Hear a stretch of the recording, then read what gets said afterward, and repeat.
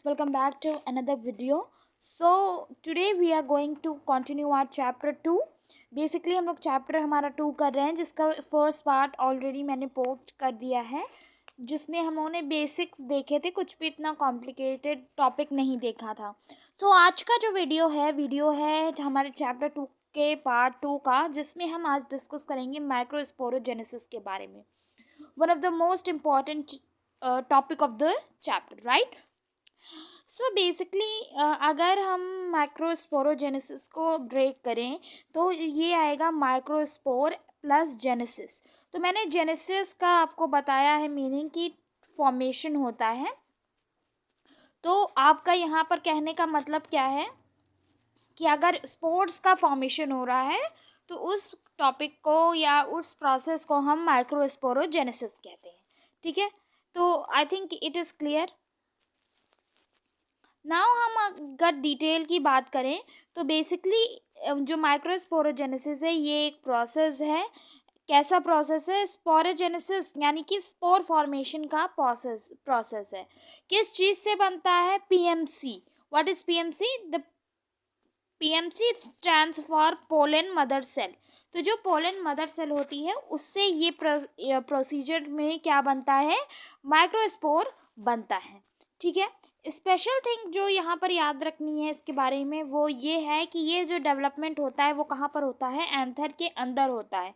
यानी कि माइक्रोस्पोरोजेनेसिस का प्रोसेस कहाँ पर होगा? एंथर के अंदर होगा. ठीक है, और एंथर के भी अंदर मैंने ये बताया था कि जब यंग एंथर होता है, जब एंथर हमारा यंग होता है तो वहाँ पर एक स्पेशल टिश्यू मैंने बताया था, स्पोरोजेनस टिश्यू. क्या बताया था?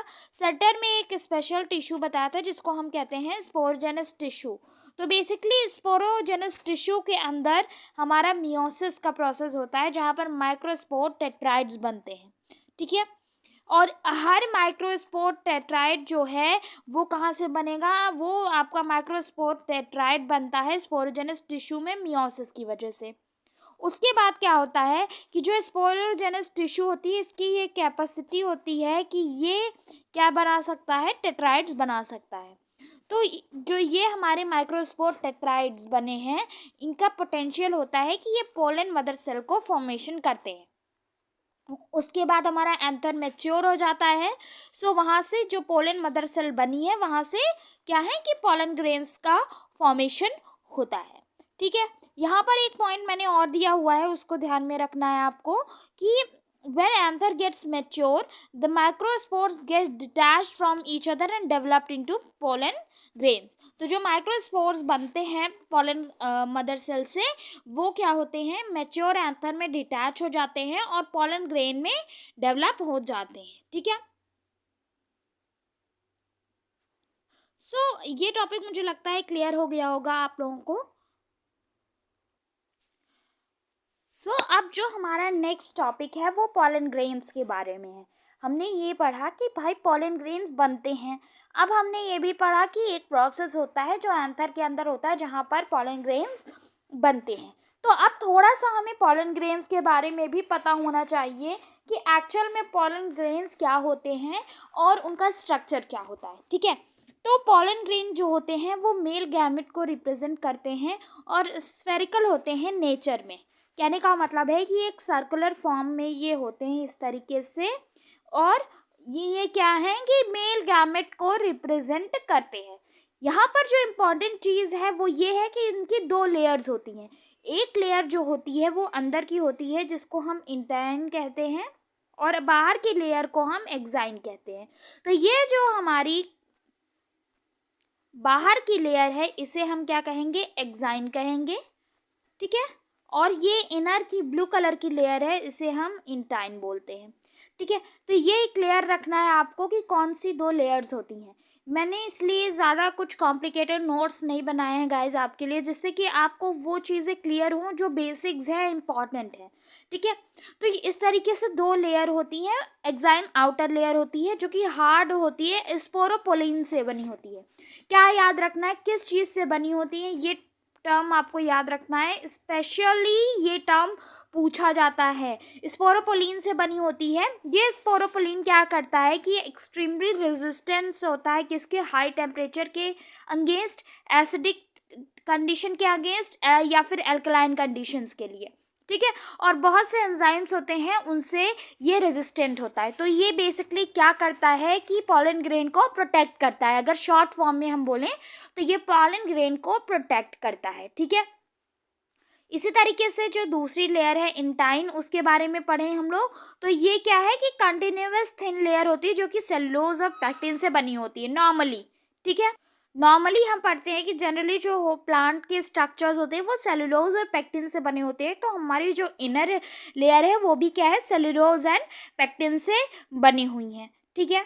यहाँ पर एक पॉइंट जो इम्पोर्टेंट दिया है वो याद रखना है कि मैच्योर पॉलन ग्रेन जो होता है वो 2 सेल्स को इंक्लूड करता है अपने अंदर। मतलब जो mature form of pollen grain होता है उनमें 2 टाइप की सेल्स होती हैं। कौन कौन सी?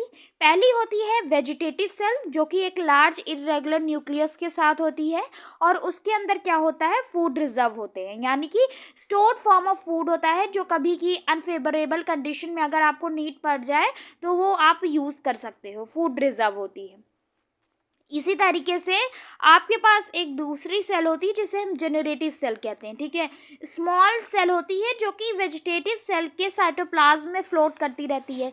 जेनरेटिव सेल ही रिस्पॉन्सिबल होती है जेनरेशन के लिए, नई पौधे बनने के लिए ये जेनरेटिव सेल ही रिस्पॉन्सिबल होती है, ठीक है। तो ये याद रखना होगा कि कौन कौन सी 2 इम्पॉर्टेंट लेयर्स होती हैं। पहली कौन सी लेयर मैंने बताई थी, पहली मैंने लेयर बता कर रखा है आपको कि वेजिटेटिव लेयर होती है, वेजिटेटिव सेल होती है जो कि प्रोटेक्शन के साथ क्या करती है, हमारा फूड रिजर्व को लोकेट करती है। वहीं दूसरी जो है वो जेनरेटिव है और वो स्मॉल स्ट्रक्चर होता है जो कि वेजिटेटिव सेल के साइटोप्लाज्म में ही क्या होता है, फ्लोट करता रहता है। तो इस तरीके से याद रखना इम्पॉर्टेंट है कि कौन सी सेल का क्या फंक्शन है, ठीक है। तो ये आप देख सकते हो यहाँ पर डायग्राम जो दिया हुआ है आपके स्क्रीन पर, ये जो बड़े वाला स्ट्रक्चर दिख रहा है ये जो है ये आपका क्या है, वेजिटेटिव है। वेजिटेटिव हमने क्या पढ़ा था कि वो बड़ा सर्कुलर एरिया होता है और उसका जो न्यूक्लियस होता है वो इरेगुलर होता है। तो ये दोनों कंडीशन हो गई। और जेनरेटिव सेल क्या है कि वेजिटेटिव वाले का ही एक पार्ट है, उसी के साइटोप्लाज्म में होता है और इसी जेनरेटिव सेल से हमारा क्या है, न्यू प्लांट बनता है, ठीक है। तो ये याद रखना इंपॉर्टेंट है कि किससे क्या चीज़ बनती है।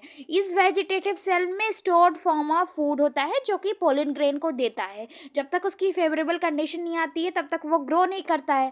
तो जब पोलन ग्रेन ग्रो नहीं कर रहा है तो उस टाइम पे उसे न्यूट्रिशन चाहिए होगा, कुछ फूड चाहिए होगा, तो वो फूड कौन देता है, वेजिटेटिव सेल देती है, ठीक है। मुझे लगता है दैट्स इनफ, क्योंकि इतना ही एनसीईआरटी में दिया हुआ है। अपार्ट फ्रॉम दिस कुछ भी आउट ऑफ एनसीईआरटी नहीं पूछा जाएगा, राइट। यहाँ पर जो इम्पोर्टेंट चीज़ दी हुई है उसको देखते हैं। क्या दिया हुआ है कि 60% ऑफ एंजियोस्पर्म्स जो हैं उनकी पोलन ग्रेन शेड हो जाती हैं 2 सेल स्टेज पर, ठीक है। और जो जेनरेटिव सेल होती है वो माइटोसिस करती है और मेल गैमीट बना लेती है, ठीक है। मतलब क्या है कि जो 60% एंजियोस्पर्म्स हैं उनके जो पोलन ग्रेन्स हैं वो शेड हो जाते हैं 2 सेल स्टेज पर। मतलब जो 2 सेल होती है उनमें जैसे ही तो वो पोलन ग्रेन गिर जाते हैं। और जो जेनरेटिव सेल्स होती हैं वो क्या करती हैं, माइटोसिस करके मेल गैमीट बना लेती हैं जो कि एक 3 सेल स्टेज कंडीशन है, ठीक है। यहाँ पर है कि viability of pollen grain after they are shed depends upon temperature and humidity. तो जो टेम्परेचर एंड ह्यूमिडिटी पर क्या डिपेंड करता है कि पोलन ग्रेन्स की वायबिलिटी क्या है, कितने वेरिएबल हो सकते हैं आफ्टर दे आर सेड, मतलब कि जब वो झड़ गए या गिर गए हैं तो उनकी वेरिएबिलिटी क्या हो सकती है, ये टेम्परेचर और ह्यूमिडिटी पे डिपेंड करता है, ठीक है। फिर हम आते हैं गाइनोशियम एंड फीमेल गैमेटोफाइट के फॉर्मेशन पर। हमने मेल गैमेटोफाइट मेल जो था एंड्रोशियम के अंदर का स्ट्रक्चर पढ़ लिया, माइक्रोस्पोरोजेनेसिस यानी कि पोलन ग्रेन का फॉर्मेशन। अब हमें फीमेल के बारे में पढ़ना है, फीमेल गैमेटोफाइट कैसे बनता है और क्या स्ट्रक्चर होता है। And that's all for today content guys. If you like the video, hit the like button, share and subscribe to the channel, and also leave down your comments. If you have to ask me anything, I will be definitely giving answer of your questions. So take care, bye bye.